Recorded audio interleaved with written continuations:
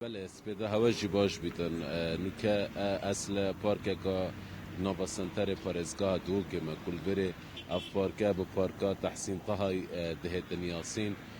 اف پارکه هم جه رینشتنو به هم ودانا خلقیه هم جی و کل پشمن دیار الویره جی جه ورزش کرنه و خاردانه کو سپیدهیان زیجی و هم درنگ جی سپیدهیان خلیق قستا اوی جهید کن جبو ورزش کرنه و خاردانه بلش برکو افروکا ساقانه گنجای ساقا بارانویه بچک سرمال پارزگاه دهو که جبر هندش افروکا یا چول الویره بله با روزانه پتر صد کسان لسپیدهیان و هر وصال ایواریان جی قستا ویرد کن او کسین الویره ده ندیتن پتر یوان او کسین ین کو جبو ورزش کرنا دابازین و کشا لشیخو الویرد کن اغار و ورزشت کن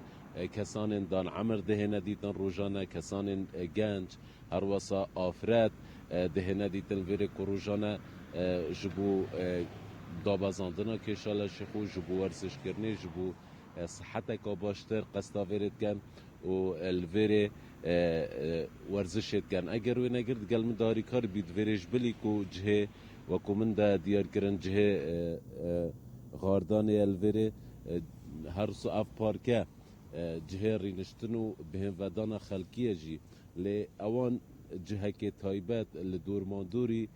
اوه پارکه دانای جبو وان کسن کو دهن ورزشت کن سپورت کن کو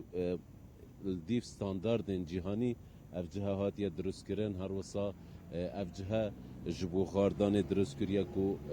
هر کسی که بهت بشت بدل خو بکیف خو بشت ورزش خوب کتو بصانهی جاره کدی حتی کو ورزش خلاص کتو جاره کدی بزفری تاوا و کو من دایا دیار کرن لویره همی تمن دهنه دید هاوار اگر جوبیستی من بیت من پێم خۆش و پرسیاریەوە بکەم ئێستا ئێمە و بینەرانی ژەبینین کە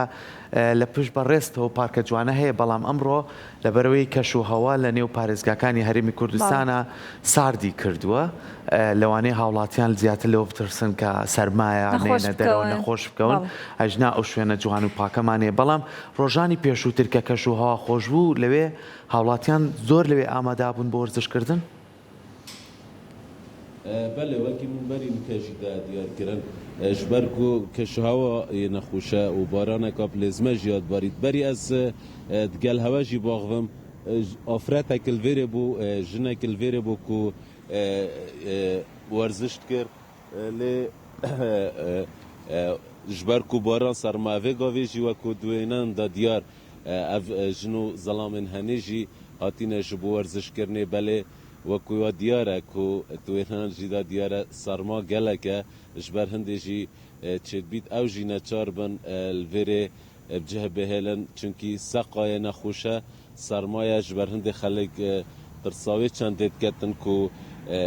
شین او ورزش آوت کن ببیت اگر نخوشیان بوان جبر هنده جی تروجان بری هنگه دا ویره اپرا